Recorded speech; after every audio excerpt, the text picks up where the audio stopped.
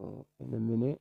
Just got to do some technical stuff, and we'll be able to begin the show. Right, just gotta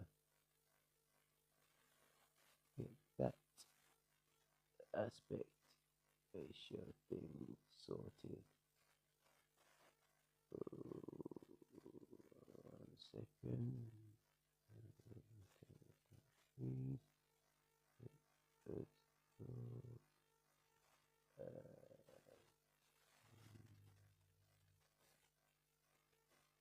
Let me just move you over to Daniel for a moment. Let's sort this out. Okay, what have we got? What have we got? Bear with us, peoples. Just a little technical thing I have to sort out. Horizontal, vertical. Oh, great. That's what I was looking for. Now, Daniel, can you hear me? I cannot hear you at the moment. Let me see why that is. Can you hear me? Yes. Okay, I can hear you loud and clear as well. Just check that this is coming through as well. But your photo makes it look cheap. Lighting's off. Want people who are suffering right and steady to go with YouTube. So I think we're just about ready to start the show. Hello, people. It's probably going to be a short one with myself and Dan Keck. I don't know if you saw the show last night. And Dan, if you want to send out a link for the show to anybody, they'll just find it on CornerSpeak. If they just go to the CornerSpeak YouTube channel and just go to the live section, they should be able to find us. I'm just going to verify that as well. Make sure we're coming through nice and clearly. Right, let's see what we got. Live. It should be there. So let's see where we are. So live.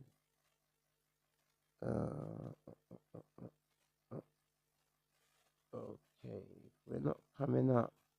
We should be shortly up. We go to the channel. Let's see. Give me just a moment, Daniel. Clarify this stuff, and I'll be right with you. Okay, yeah, here we are. So yeah, if actually I'll just WhatsApp the link, and then you'll have it if you wanna share it with anybody. Where are you there, Daniel? Right, so that's the link for today's live, where we can be found. And share, right, so WhatsApp. Yep. So we're good with that. All right, Daniel, we're going to be very brief today because we both had a long day. You know, I think you've lost the top of your head there. Probably it's that. Yeah. You're fully in the frame now. Yeah, it's happened to me a few times as well. So where did we leave things yesterday? I know we was having quite a bit of a conversation about Traore when you was kind of informing me of some of the innovations that's been going on, like the cars that they're designing over there in Burkina Faso, which I thought was quite interesting. I mean, that's a big deal. The motor industry is it's a cornerstone, or has been the cornerstone of many an industry. I mean, a GDP. Sorry, many a nation's GDP. So if you can establish that in your country and you don't have to import 100% of vehicles from abroad, that's going to be good for the economy, is it not? Absolutely. Good evening, good night. and good morning wherever we are in the world. Yeah, it's one of those things where Ibrahim Traore, who is the leader of Burkina Faso and basically took over control of the country as from a military coup to basically make stuff run, um, the way it's supposed to run and take back from all these colonial bloodsuckers that have been doing it over such a long period of time, namely France and some other countries. Um, yeah, he's really taken it, and his life. He's taken his life and the risk. There's a big risk factor involved because Mm. people think that they can walk into a place like Africa, and they have done for millennia, and do what the hell they want to do because we as black people, I like to more use the word Nubians Mm-hmm. rather than black because black is a color, it's not a race. We as black people are very passive, yeah, It can and be, and some people believe passive to the point of stupidity, can but be, and have been you know historically. I guess that that is the case. It's very clearly seen as the case that we are very, very passive because we deal with love. We come from the aspect of love, don't we? So yeah, Well, Ibrahim we've been Traore is told. taking that back because he's a war he's a soldier that's been trained, and yeah, what he's managed to do, all these other leaders haven't even come close to be able to being able to actually achieve. He's actually also got a plane, um, which apparently is being manufactured and ready to actually put out there because it's not even a joke where he's coming from with that, man. He's not playing. He's Daniel, not playing, but can I just ask you a question yeah. though, dialing it back slightly when you said us as an ethnic group have come from the essence of love. I mean, obviously, I know you don't mean like disregarding the fact of, the aspects of humanity that it's never totally just love. Or in even when it is love, there's two sides to love. There's there's the yin side and the yang side. There's So good love. There's tough love. There's all types of. There's okay, 12 forms all right, of that's love. clear. Yeah, there's 12 forms of love. Okay, but the thing is, love is still love. Yeah, You I know, get I get your meaning now. I can stop you from. I can stop you from being killed, I suppose, to put a really weird scenario on it. Actually, I just thought about.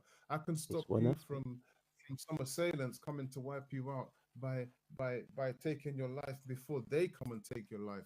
Okay, And make it make before you pass away absolute hell for you on earth, where they could torture and sort of it's like saving me the the pain. other. It's also like um what you call a suicide. Suicide Yeah. is also a thing as well. Yeah, Suicide is like supposed to what's be been going through the high courts over here, voluntary euthanasia. not a done thing. Yes, Mm, suicide is supposed to be not a done thing. no, And it's the worst so-called sin. sorry, To folks. do I just from increased a Daniel's biblical volume. I realize it's a bit low, but it's up now. We're level. from from a biblical point of view, and from a just a moral point of view, it's one of the worst things that you could do. But there's many situations where people feel that they have to actually do that. you Yeah. know but so love and all the different forms of love that exist is definitely what ensues from Africa, Mm, because if you come to my house, okay, I'm going to most definitely make sure you eat food and eat and have a lovely drink, right? And have a drink, lovely and drink. you can't leave my place without doing that, because that's what we do. Cultural. So Yeah, I it's get that. cultural, it's traditional, it goes back. D. And so because of that, you know other people see that as a form of weakness. Okay. Yeah, there's people who see your kindness and take your kindness for weakness, and then what happens is they then decide that, oh, these guys are not really worthy of much, and then they come with the sly tactics of actually taking things away Advantage. from underneath you before you even realize, and we would just give it away naturally. Now, I'm not saying that that's all of us. I'm not saying that we're dealing in blind, but the thing is that traditionally, It's not naivety. what we do for our guests, right?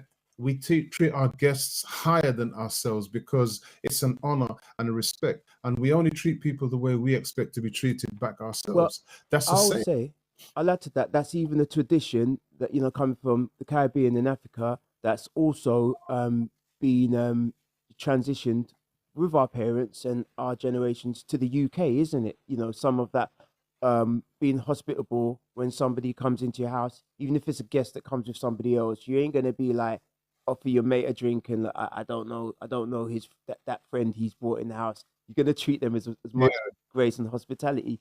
I just want to play one thing before you continue. I'm gonna pull up the biblical definition of love, and hopefully it's a short one, or we'll have to cut it short. Biblical definition. Yeah, it Okay. says it See says how here. that goes. Yeah, that one goes. It says the biblical definition of love, Matthew 5:43-45. I'm not really a biblical scholar, so I'm not sure what's going to be what we're going to hear.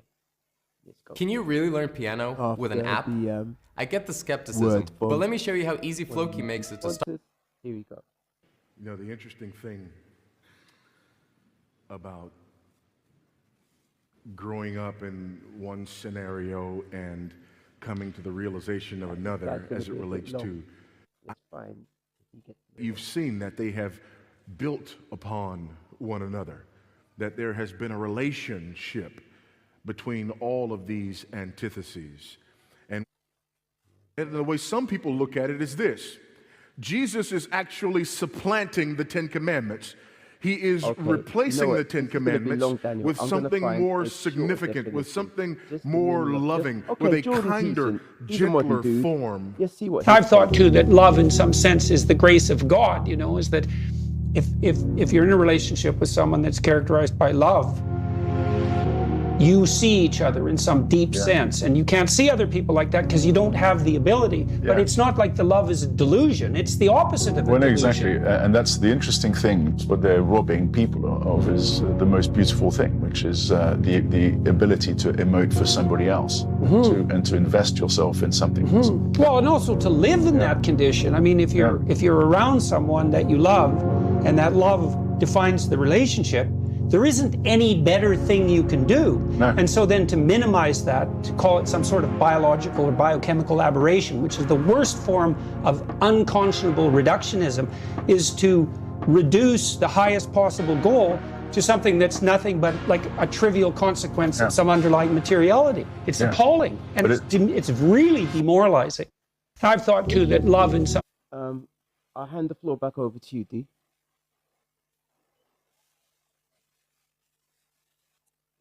Floor is yours.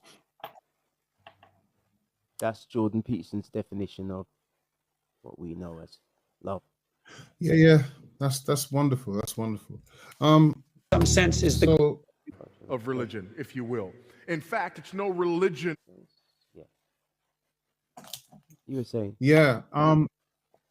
As far as love, like I said, there's 12 forms of love. You know, there's love of mother, love of father, love of sister, love of brother, siblings. Yeah, there's love of work. There's love of possessions. There's love of life. There's love of sex. There's love of many different things.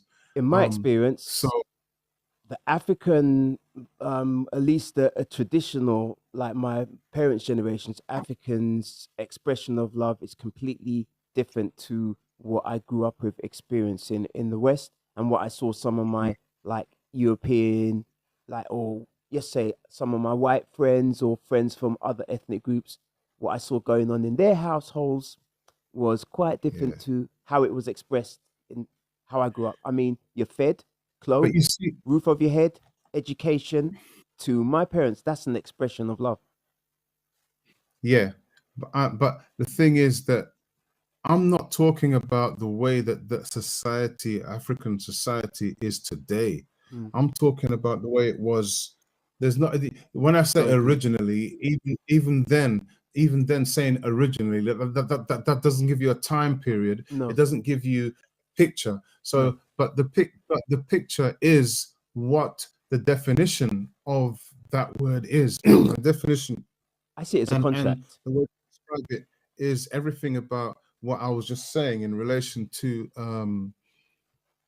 the way that we see it. You know, we see it as tradition. The tradition is because some of the traditions that go on right up until today, right? And they've been in our traditions from a long time because Caribbean people have been away from Africa for the longest time, but we still have so many similarities that it's in it the shows genes, you though, that to a large extent. It's in the, is it not? It's genetic, 100%. You know, which we can go, we can go there, but that's not where it's just that. So all I'm saying is that the amount of things that we can put across that we can ensue and grow and develop and nourish and cherish and nurture and create is literally endless. Now I'm not saying that, I mean, hey, anyway, I'm really just pro my race. That's all I am. I'm not against any other race. I'm just pro my own race. Pro your own genes. You have to feed you before you can feed another. Everybody else is. But look at this. Check this out. If I said to you an Italian man, okay, are you gonna where's he from? Straight away, he's Italian. Italy. If I say Indian man, where's he from? India. You say a Russian man, he's from Russia. An Irish from Ira. Ira. From I know from what you Ireland. mean. You kind of was gonna use the Gaelic and then you say, reference. Yeah, you're a black man. So where's black? What country is black? Warmer country, climes. No. Yes, African. Yes. Yeah. You say sorry? Warmer climates. Warmer climates, most definitely. Hence the melanin, the need for melanin for protection of the skin. Okay, don't even go there with the melanin, man. We can go there on the melanin vibe, man. We could take it there, but we cover the full 90-degree spectrum, the 180-degree spectrum, bro. When we're ready to go off into, but with Ibrahim Traore, I was telling you about, he's got planes as well. Well, I've just got a little clip that I've just got here. Give me the link. I'll bring it up. Give me the title if it's on YouTube. Well, do you want to see if you can see it on this? Can you hear it?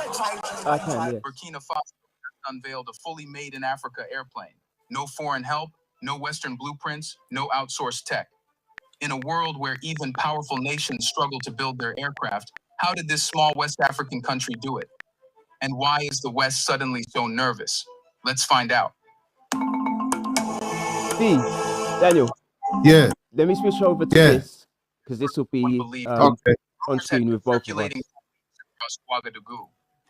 That a group of Burkinabe Teenagers are building businesses with AI, while the only AI you know is ChatGPT. Let's be real. President Ibrahim Traore of Burkina Faso did something that has left the world, especially the West, in disbelief.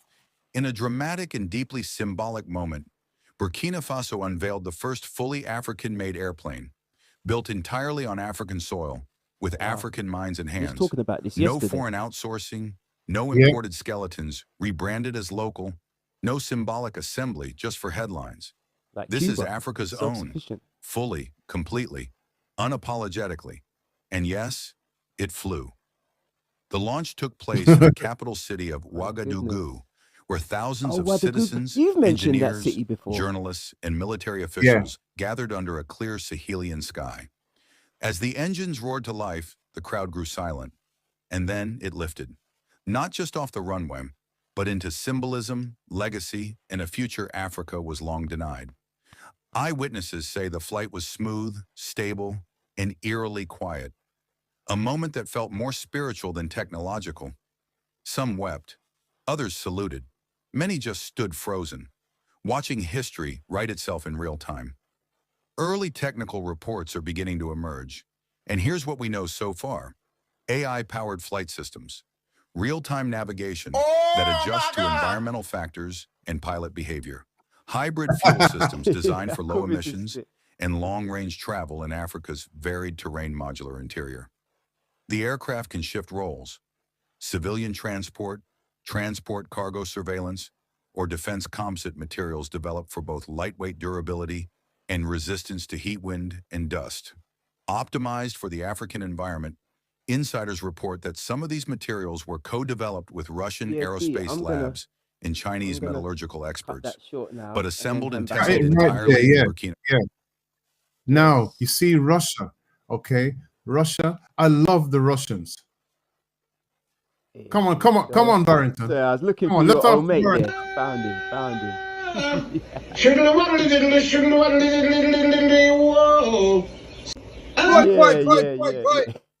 Quiet, bro. Trust and the floor back over to you. Yeah?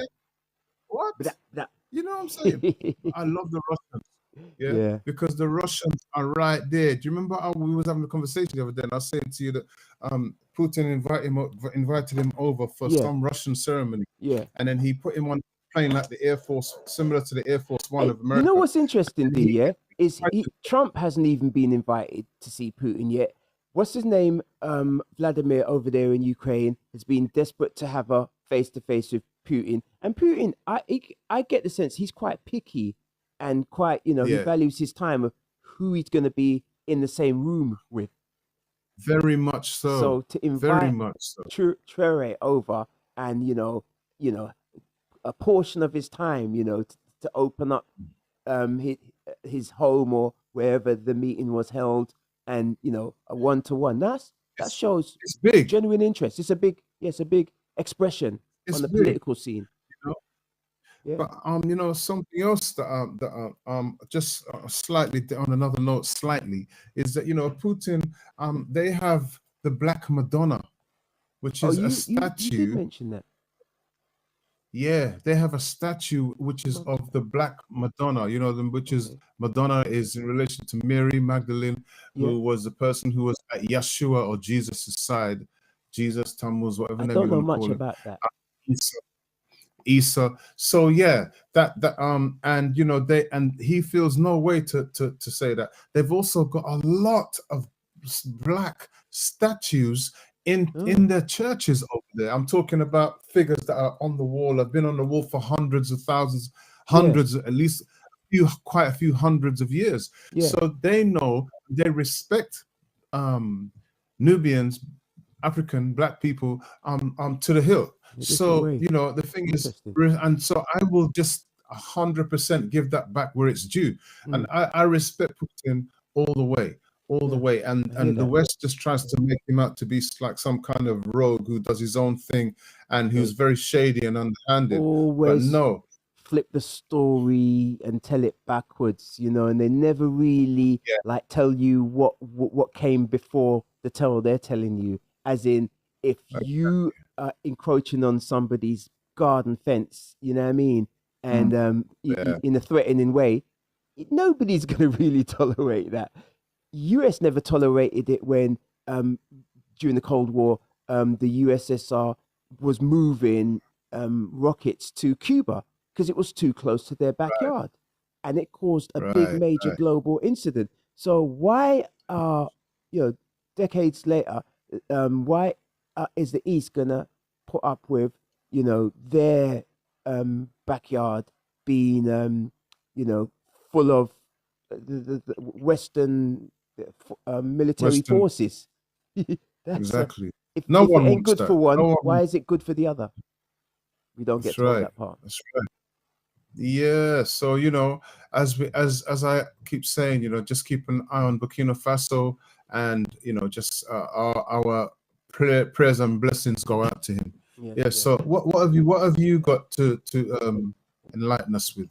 Well, that you can think of? Not much right now, because I know you've got to you've got otherwise engaged. You've got a schedule to keep to, so we wasn't gonna long this one out. 2 more days of school. That's right. And then I am free. For probably do some long form 3 weeks.